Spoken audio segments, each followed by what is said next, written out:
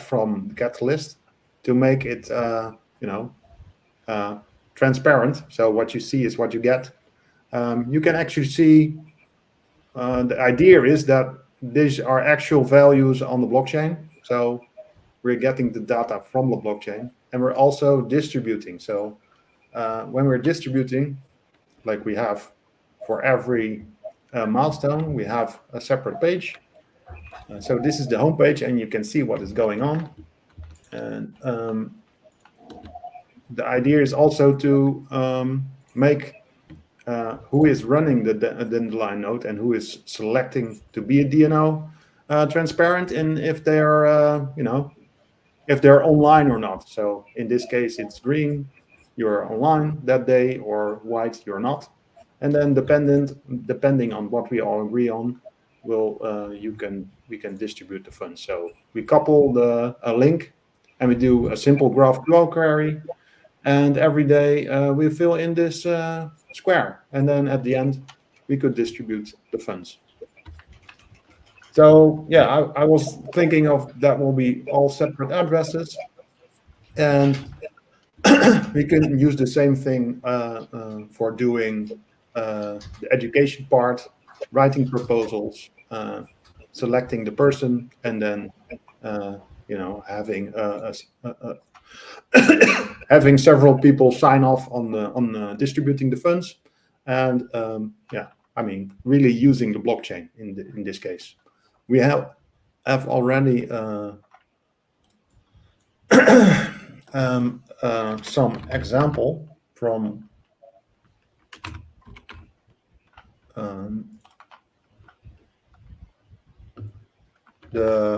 this is already a working prototype. It is explained how it works in the Game Changer course, which we have been funded for in Fund 12.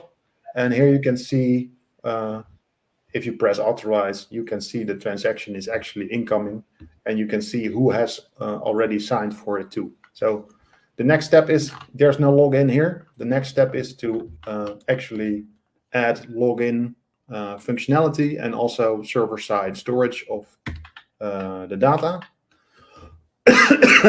So you have projects, proposals that are ongoing and completed. So you can see what is going on, and that would be reflected in the amounts here. Same thing for maintenance. I mean, it's just a proposal website, and then distributing funds. No, well, that's it for what I was trying to say about that. Are there questions? Maybe comments on my approach? One question. Congratulations. Congratulations. It's a nice approach, nice depth.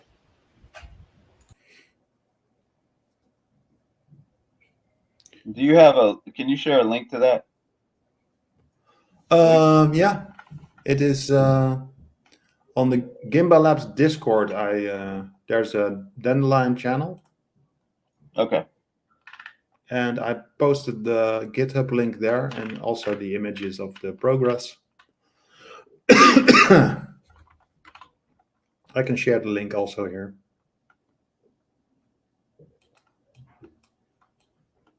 If I can copy it.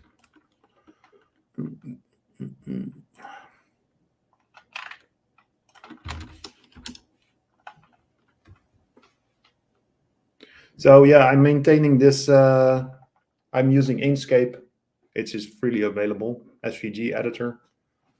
So yeah, if you want to add your own or make your own version, that is possible. So to make it a collaborative experience.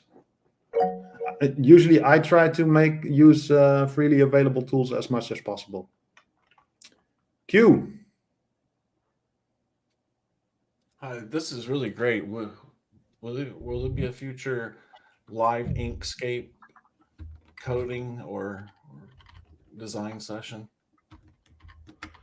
Well, we could do that here right now, or I mean, depending on how much time we have. I mean, this is Dandelion governance, so we can talk about the layout, or maybe it's too fast now that you want to think about it a little bit. But yeah, we could do that right now. That's not a problem for me, if people agree, of course. Wonderful. I say we look at other stuff. I was joking. We can do that another time. I'm not against live coding, because I've been doing this this morning. So yeah, if people want to contact me and work on it together, that's fine.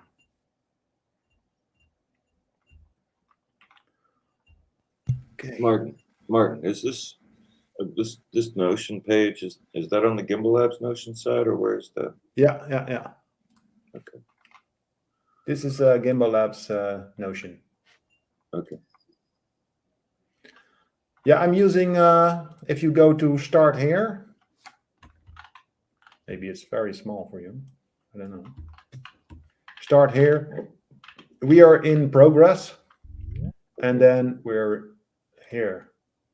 If you press open, you get to the site. And that's where I'm also maintaining our current progress and, making meeting notes. Yeah.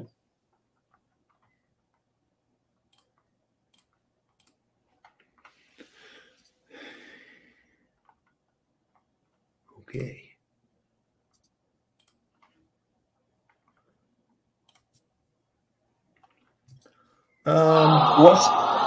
What's the what was the deadline for the for this? Sorry. The deadline. Good question. Like, when would you like to have it? When would you like to have the nodes up? I mean, I know there's immediately, but well, we have already some nodes up. I know that pseudoscientist was thinking. So yeah, there's no requirement to wait for funding, but of course, people are synced first, are getting priority. But yeah, if we have funds left, we were going to also help people to do the whole process if they want more support. So I think both is possible. I mean, there's no pressure for. I think we can still discuss what is needed to make this happen. So we don't have the funds yet. So I mean, I think I made a typo, or I made a copy paste error with my address for verification. So my apologies for that, because yeah, it wasn't the address was wrong, but there was like there was address and then so it wasn't the same. It was the same, but there was something added. So that's why I got rejected. I think we are good on it now. So yeah, I think in the next batch we should get milestone 1, and yeah, then we going to go to milestone 2 for onboarding people. So yeah, we have already some interested people. We have a list here. So yeah, currently we need 6, but we're aiming for 12, maybe. Yeah, depending on how easily it goes, we can increase people. Yeah, I mean, we have considerable funds, so we can do a lot fast, or we can do, we can do it slower with less funds and have longer time. We can discuss ourselves if we want to fund for 2 years or 1 year, or we want upfront. I mean, I'm personally not that in favor of that. Dependent on the reason I made this design for the site is to verify people are actually doing what they promise, and then based on their actions, we can distribute funds. But Yeah, I mean, of course, it's if you're buying the server to make this happen, maybe it's not that fair that it takes 2 years to, you know, uh, be able to make a profit on it or something, a little profit. I don't know. I mean, we could do some upfront, and depending on who we think is, I mean, it's a DAO, we can discuss it. Depending on the person's capabilities, we can, do that. Or if it's an experiment, like Steve has proposed, a certain kind of PC. Yeah, if that's not expensive and maybe that works, we could just try it, and we could fund it as a DAO as well. I mean, we have certain funds, so I mean that's not for me. It's not a problem if we, if the expense is not excessive. So, Issue. Oh, sorry. no, go ahead. Yeah, I was just going to say, I mean, I agree with what you said. I was just about to just comment on as far as like the upfront payment to people. Like I know it's a DAO, and I know it's like up for discussion. Yeah, it kind of echoing what you said is like it's on a per person basis as far as whether or not they can afford that upfront cost or not. But like you said, I'm sure there's got to be criteria that goes along with it as well. And then I got another question. I know there's specs on here, and then all that other stuff. And we've talked about specs kind of ad nauseum. I did see a Power Edge server. It's got 220 core. I don't know if they're Opterons or Xeons, but and it's got 256 gigs of memory, and it's like $1,000 or $1,100. I'm not familiar with the server side of things, and I know I can like shop around, but like those kind of specs, or would you need to see more to know if something like that would actually work and fall into that? Because again, I'm not on the server side of things. Like I do hardware stuff, but I've never built a server or had to manage servers. Yeah. So yeah, of course, having I mean, we have to make a list of requirements. Maybe I think that would be a good idea. A list of requirements for capabilities of the person and the capabilities of the hardware. There are benchmark sites, so we could just draw a line and say the machine needs to be able to do certain kinds of calculations a second. I mean, we can compare. I don't think that's a problem. Adriano. Hey, I think that this initial idea of yours, Martin, is nice to have a target hardware, suggested hardware to fund for the operators that joins. But yeah, maybe I don't know. Maybe we can make this a bit more flexible. Like, I mean, what I like about that is that we are like raising the bar for a better quality of service. But yeah, maybe I don't know if people wants to make use different hardware. Maybe we can see ways to adapt the budget for each case in a fair way. But I mean, to keep things simple, I would suggest to just stick to one to the hardware setup. What do you think? Well, maybe if you have a very tiny PC and somebody has mega hardware, is it fair to distribute the same funds to these people? It could be a two-tier system. I don't know. That was my idea now. Like, That exactly. That was the fairness mention I said. Exactly. Yeah. I have a question for you, Adriano. You mentioned there you had more people to add to the list from Argentina. Yeah, I've been inviting them. I need to push harder, I guess. I will for the next one. I can prepare that with more, more emphasis. But yeah, there were some people there that they are also SPOs, so they have some knowledge already, so they are willing to join. That's great. Yeah, if somebody has already experience, that's of course a nice thing to have. I was trying to copy the link already. We have today Seba from Latin America also. Hi, Seba. Hey, That will be my pleasure. If I can help you.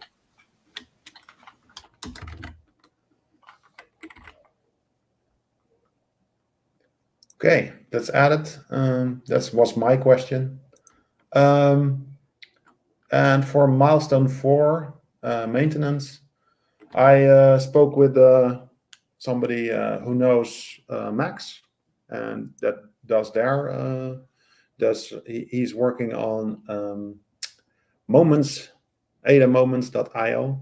So I think he's using GameChanger to build that infrastructure as well, but he has a different backend. It's called Open Wallet Score, or it's a part of that site or idea. He was using DBSync and then a MongoDB. Well, I didn't know beforehand what kind of infrastructure that was, but that is also just being built. I'm not sure. I'm collecting like. How do I get back?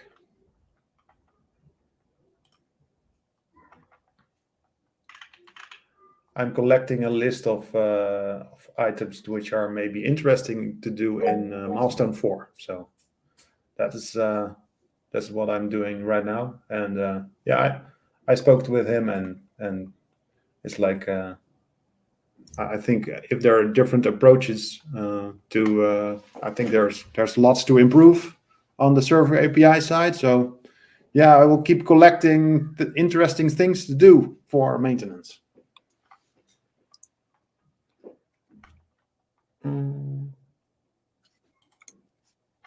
And then I think that was my last item.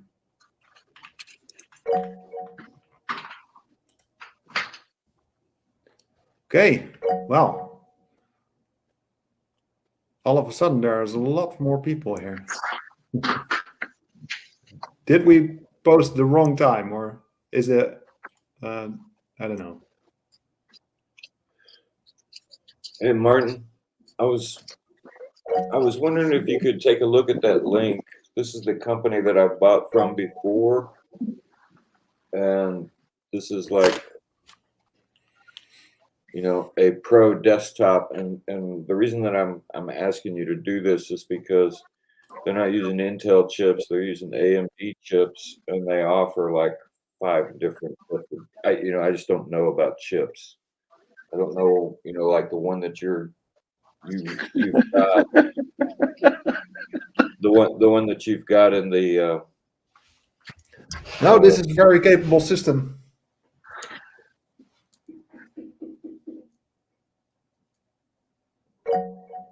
So, like, is this the number of cores and threads? Is that, how important is that for what we're doing with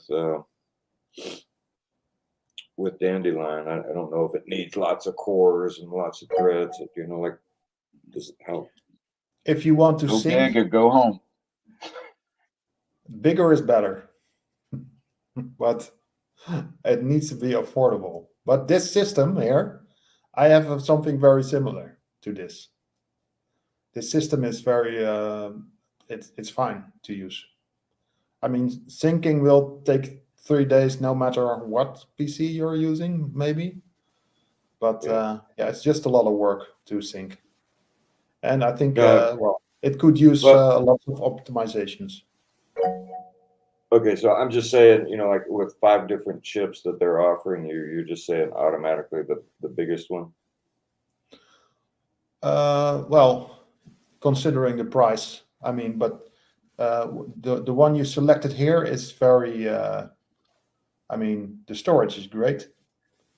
Not sure if that storage is because of the size. It's probably not uh, uh, what you call SSDs, or if it's It hard says drive based, it could be a problem that your I/O is not fast.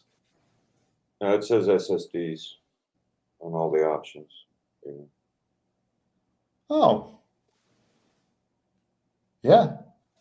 Yeah, no, my main question was about the chip, like the processor, because like the base level is, or there's over a $400 difference in price, depending on which chip you get.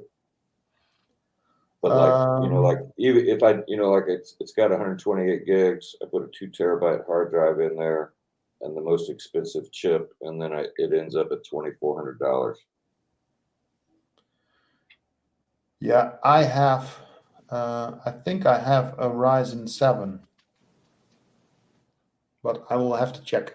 It's already a year ago that I bought it, so Hmm. maybe I have that in the notes. Where's the... I'll put this link in our DM on It is, Discord, and we can. it is somewhere in there, or it was.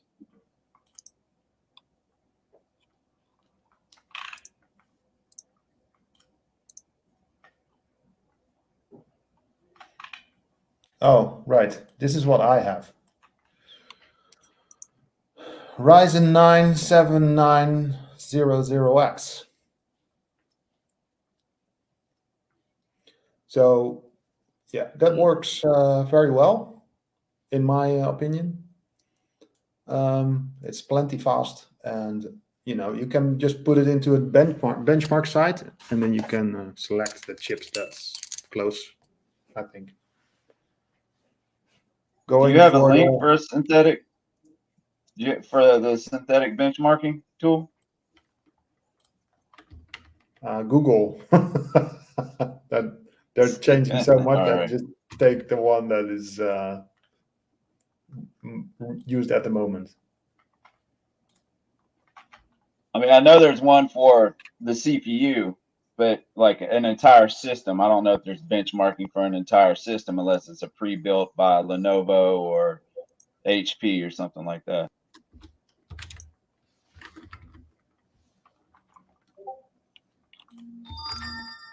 Yeah, maybe we should make a list of what works or what we have. Yeah, now it's all scattered in the notes. We put in some information already, and yeah, let's. If people like what your link ratio, if you can, did you have that link? You said you had a server. No. Yeah, I can post it up. It was on eBay, I think, is where I was looking. Oh, But when I find it, I'll send it to somebody that has access to Notion. okay. Who's next? Adriano?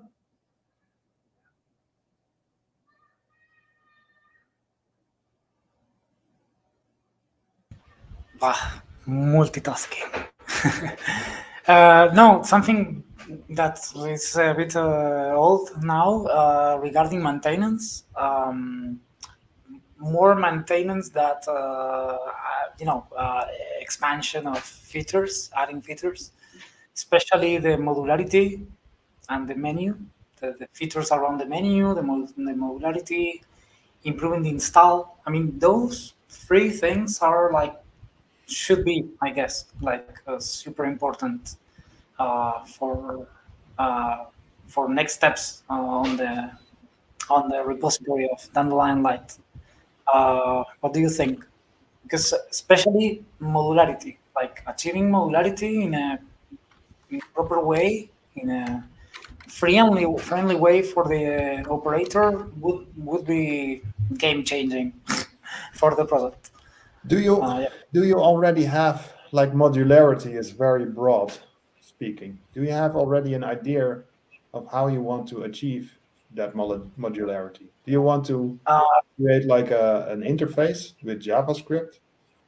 Do you want to make it into the current tool we have now?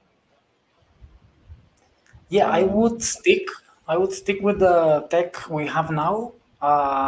We were sharing a lot. Remember on the chat, on the group chat, internal group chat, about this stuff. From I guess we shared once. I don't have the link now.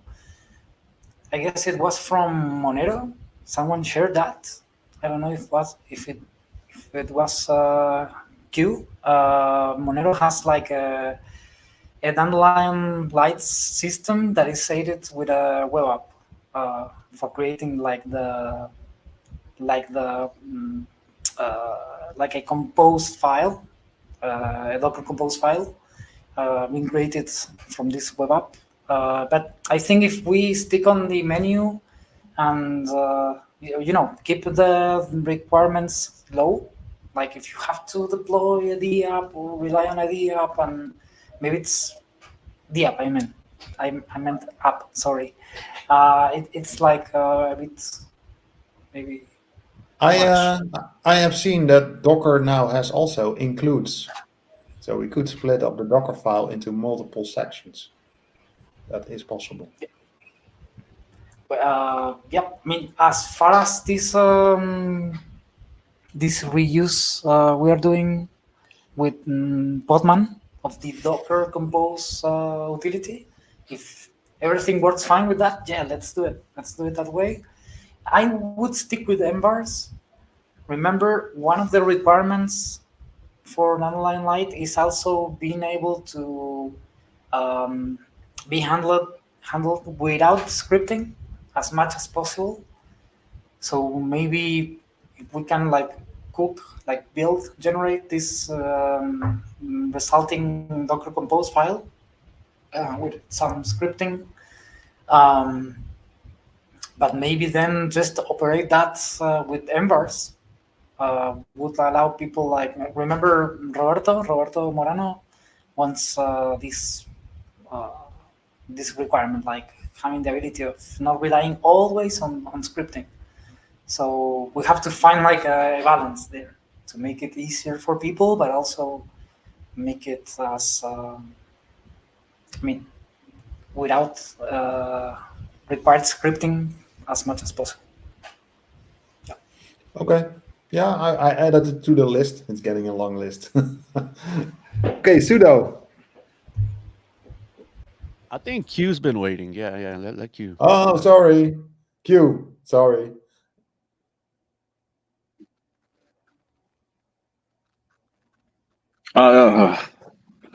Sudo, you're a gentleman and a scholar. Thank you so much for having some decency to recognize beauty and age. Um, is it um, is it is it appropriate to say that we would like to set up to get a system that would support mainnet pre-prod preview and Sancho and possibly a pool through this? Or is that out of scope completely? Nope. It's not out of scope, but not appropriate. No, Adriano has. I have said before to Adriano, maybe pool is not in scope, but Adriano is okay with it, and yeah, I'm not against it. So I mean, pool functionality is not that hard to add. I mean, considering, but if people are interested in providing this functionality, we won't.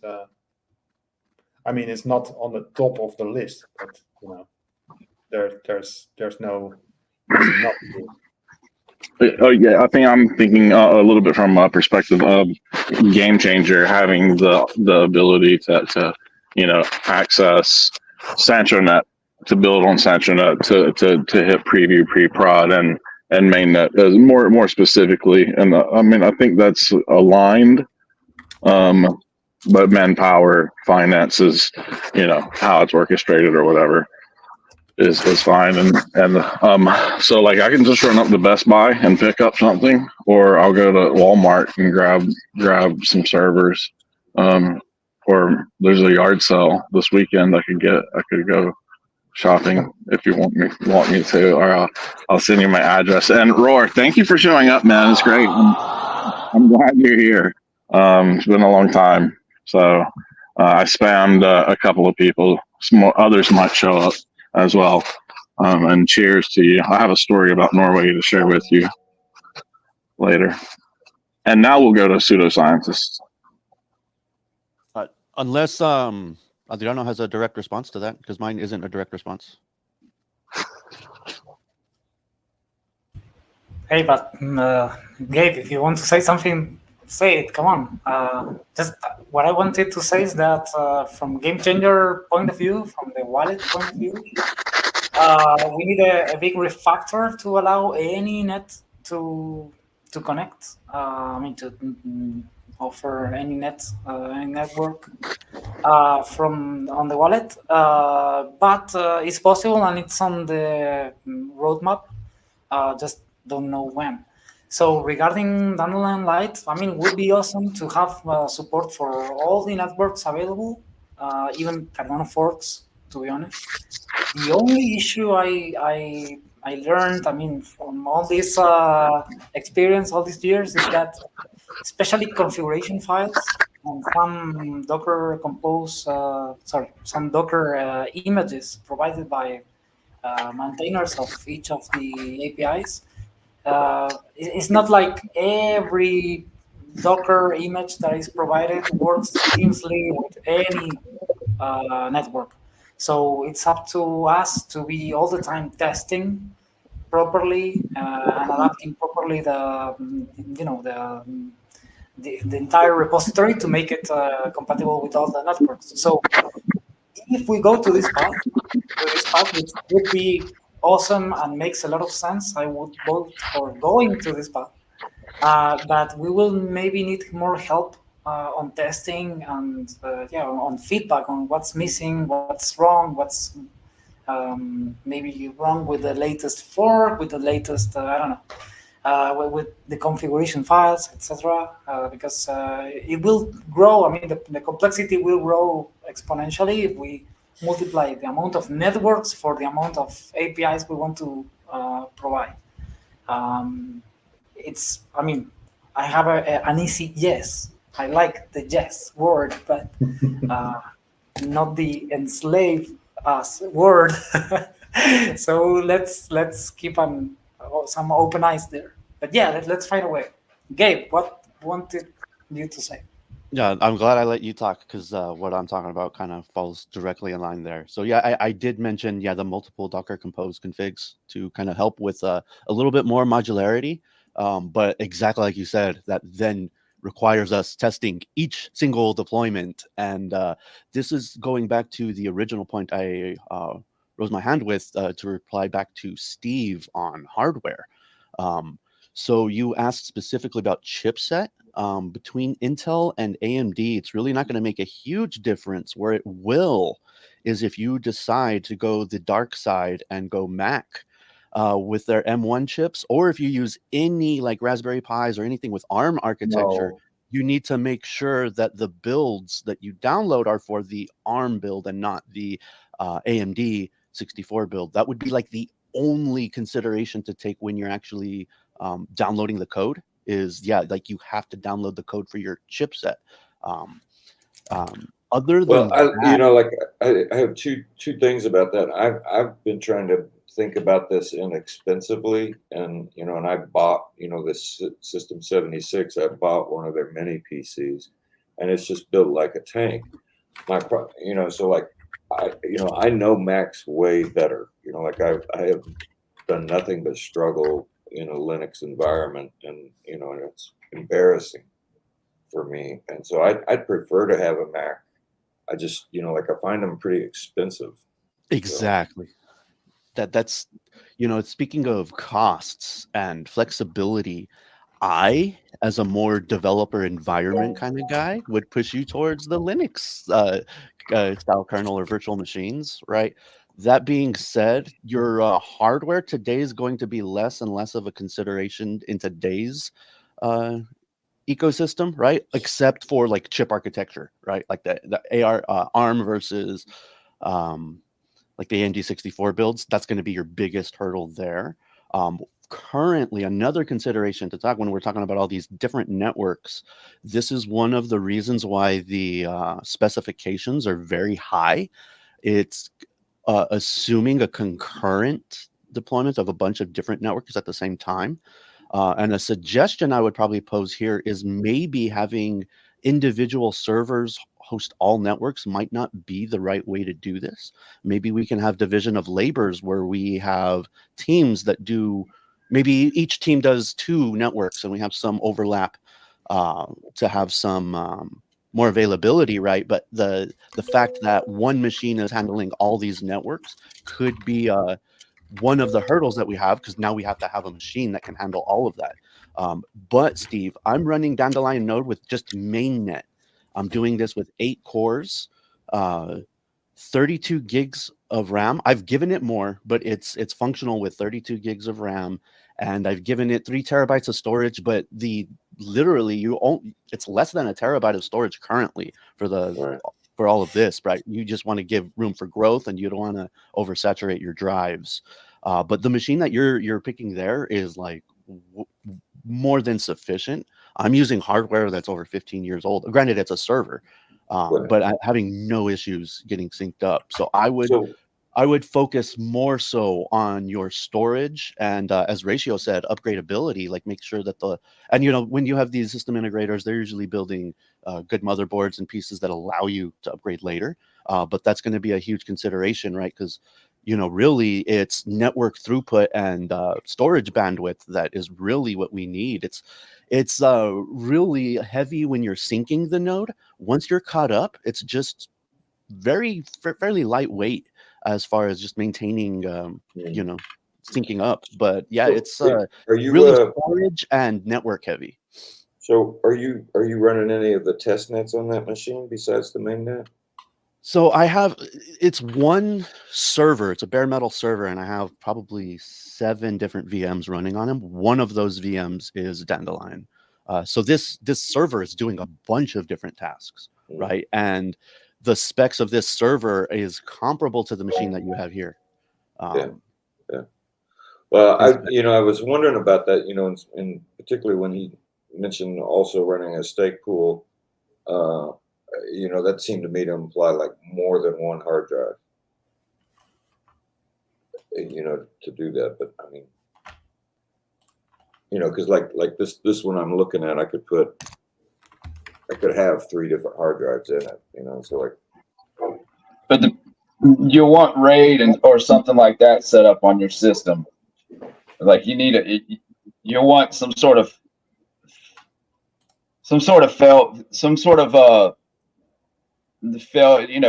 redundancy basically built into your drives. And the reason I put upgradability in there is because by looking at the specs, it doesn't appear that there's enough room to even expand out platter drives on it. I could be wrong. I didn't look at the. Well, they don't talk about platter drive. Well, no, they're assuming SSD drives in all of the spots, all the expandability. They do make one of System 76 big selling points is they make it easy for you to upgrade your own machine. So, but I just want to do this. I want to know how to, keep it running, but I don't really want to pay a lot of attention to this. I don't want to become a gear nerd at 64 years old. I just want to be able to let the thing run. No promises, Steve. No promises. You might become a gear nerd. Oh, fuck. Lucas has been waiting for a while. Lucas. Yeah, guys, but permission to digress a bit. Are you closing with the topic? I don't want to interrupt. Okay. No, we can get back to it.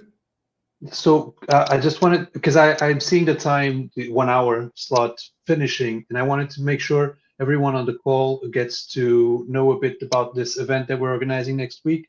I dropped it on the chat just now, so if you can scroll up, or I'm struggling to just copy it again.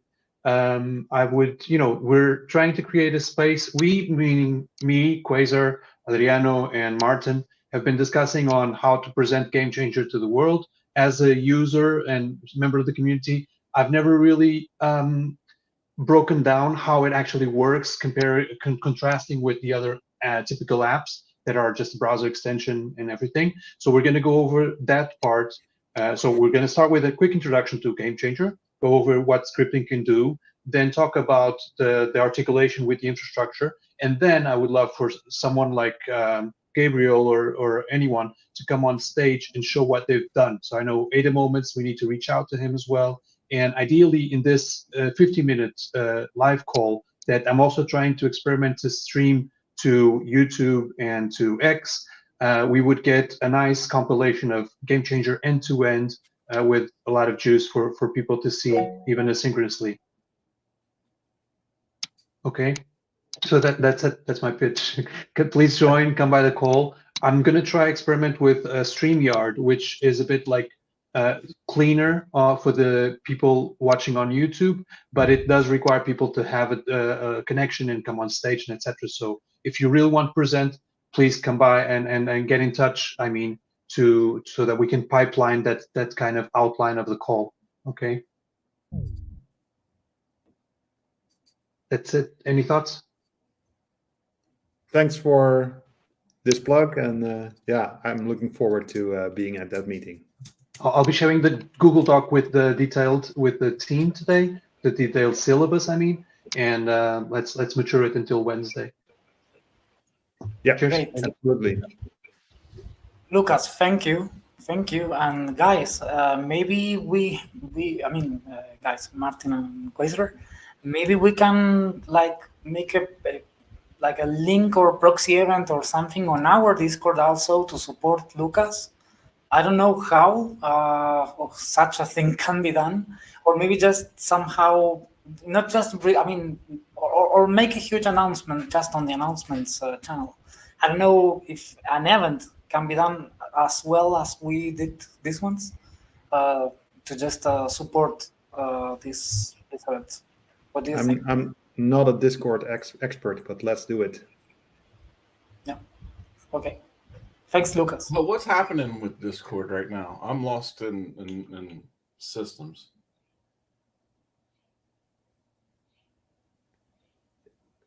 What's happening with Discord? I don't know. I'm lost with Quasar. Okay. I don't know. Back to what you were saying, Lucas. I don't know if we're connected on Twitter or not, but I am liking and reposting the post you made there, and reach out with anything else that we might need from my end. But I am absolutely full support. Cool. I'll put you in the outline of the day, and we'll be in touch. I'm pretty sure, but I'll find you on X to say hi. Cheers. We can go back a little bit with the hardware now, I think. May I add something on to what Lucas was doing? Sure. Go ahead. Specifically there. So we have also arranged a Twitter space with the open source office with Terrence or Tex on the that date that's on that Twitter link there. So just make a note of that, and I'm scheduling a call with them later today or early next week to do a project spotlight to be put on the Intersect open source office YouTube. Just to let you know that all that's being coordinated, and I'll get with you, Lucas, and arrange it. Yeah. So basically, we're going to have Adriano. A teaser that Quasar is going to record with the open source office, and that's going to be promoting on the Wednesday the 26th the live call with us on CVI with the screen share and all that, and then on the 27th Twitter space. That's what Quasar shared right now. Try to get Game Changer out there. Thanks, man. Um, the server on this is on my screen. You need a rack. Do you have that ratio? I mean, here's my question: do you really need a rack, or you just need something to keep it off the ground that's also insulated from static I'm not electricity? sure if it even has power. So It's got they power. have power supplies. Yeah, it's got dual power supplies on it.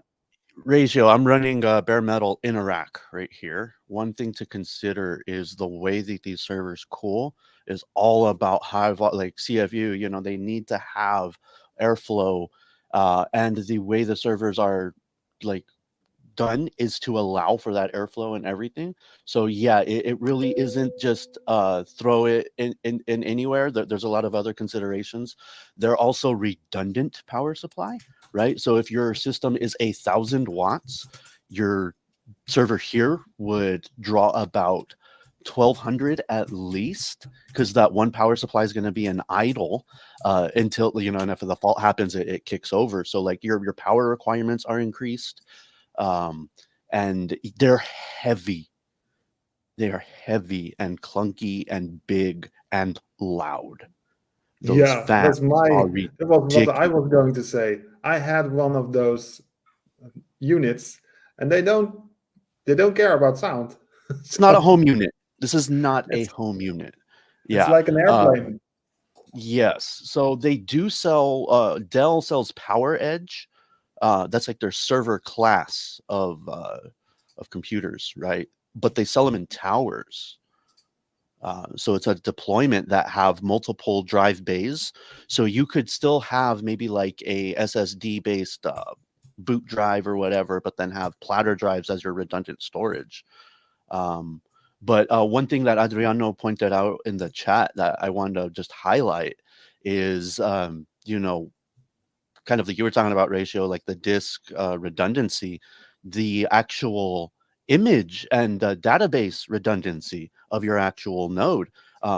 Dandelion has imaging and snapshots built in, so you can basically record the whole status of your Dandelion Light deployment, snapshot it, and now if your drives get corrupted or if the install, not the drives, if the install gets corrupted, you can restore it back to that point, right? Well, guess what? You need to put that snapshot somewhere. So now your storage has increased. If you're snapshotting your entire drive, you need to be able to duplicate that entire data set, right? So whatever your storage is for your node requirement, multiply that times 10 or maybe even 20, right? So you have that overhead to be able to have backups of your Dandelion node. Because yeah, it's probably going to happen where you're going to have to restore some drives and go back to some snapshots. Like, this is the beautiful thing. I hate that. I know you were saying you don't want to do a lot of maintenance, Steve, but like, there are certain things that you want to do just to ensure that you don't have to redeploy this and resync from scratch. So there's certain like little things you do just to make sure that you don't have to continually redo work. So like you might have to, I mean, you could probably schedule snapshots or anything, but the idea I'm trying to put is it's not just the storage of the full nodes and everything, like the Dandelion Light deployment. You have to also be able to have snapshots of that as well. So yeah, just that consideration. And the reason I was looking, this unit has no storage, I think. Yeah, it's got no storage in it. I mean, obviously you can install it in it, but Yeah. But they're kind of sketch on their descriptions and specs. yeah, it's like what am I getting? Yeah. They do have other ones that are more expensive. I've seen $1,500 ones that have like 8 drives, or what, four or 6 drives that are 16 terabytes, and Right.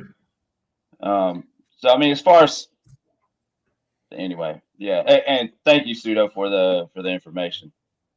Honestly, though, this would be what to aim for.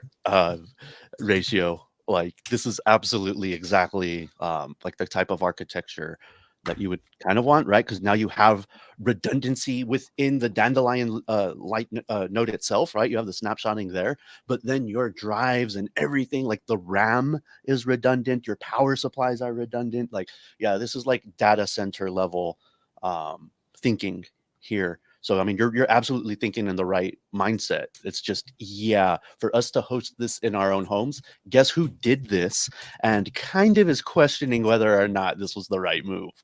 So I just learned from my mistake. I love the setup. So So right.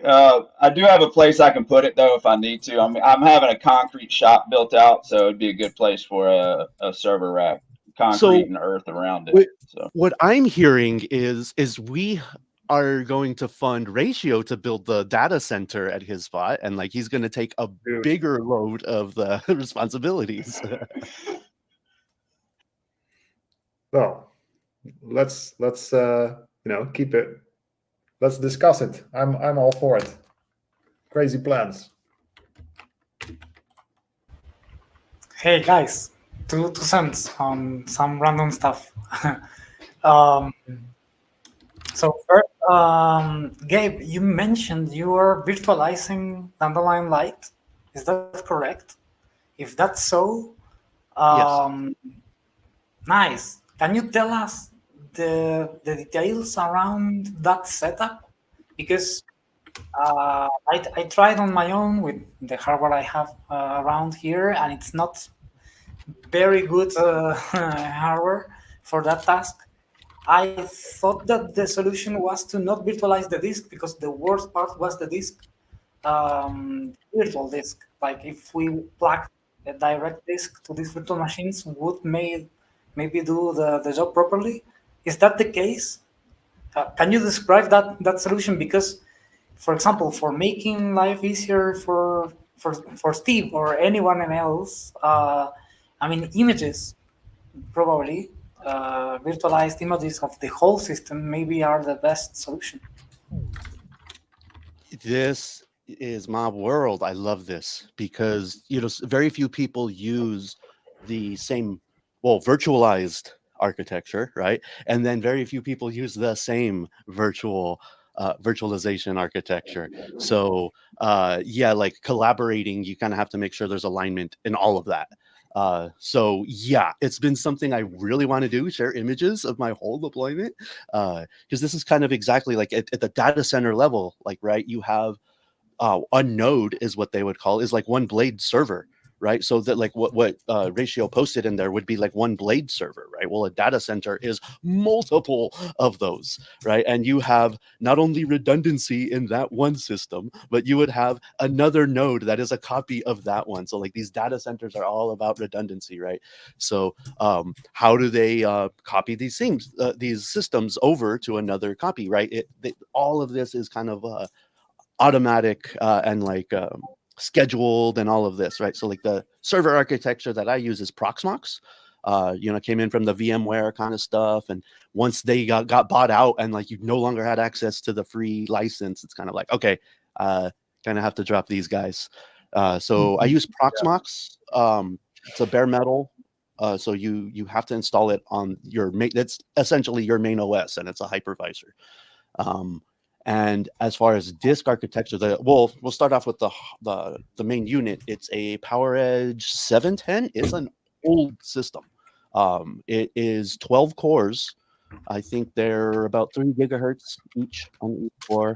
It's running 128 gigs, and I have 2 disk pools, but on this one I'm using this disk pool, and it's a RAID 5 disk pool.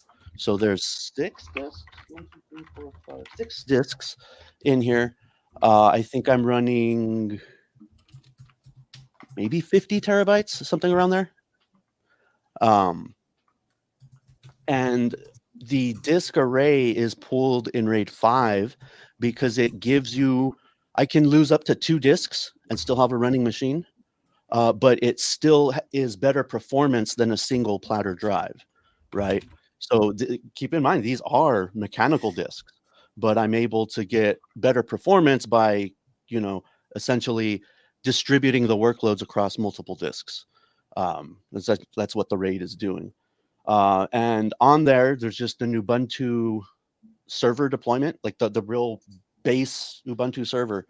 And then, literally just install dependencies as you need them. So you're not even in a desktop Linux environment. It's all command line from here. And the beautiful thing is you give me a Docker Compose YAML file, and literally I might have to update the versions in there. The problem I initially had is I was running Cardano node already, and I was trying to piecemeal this Dandelion light setup, and I was having the hardest time. So I just dropped my old setup and just redeployed from scratch. And literally, once you get Ubuntu running in Proxmox, get all your run your updates, get Docker installed. Literally, just once you have a good configuration, it's literally run that command and wait. And of course, like Martin was saying, it's going to take a few days for you to sync up, but this is as close to like a native deployment as you would get. And you can separate disks and you could add other disks too. So like there's a separation between the disk that Proxmox is running and the disk pools that you give access to your virtual machines. So I'm not exactly sure what virtualization architecture you use, but the big thing is, this is like a bare metal hypervisor. So this is it's not like Docker inside of a Windows installation. Like the virtualization is happening at the main OS level. Yeah, because we had other people who had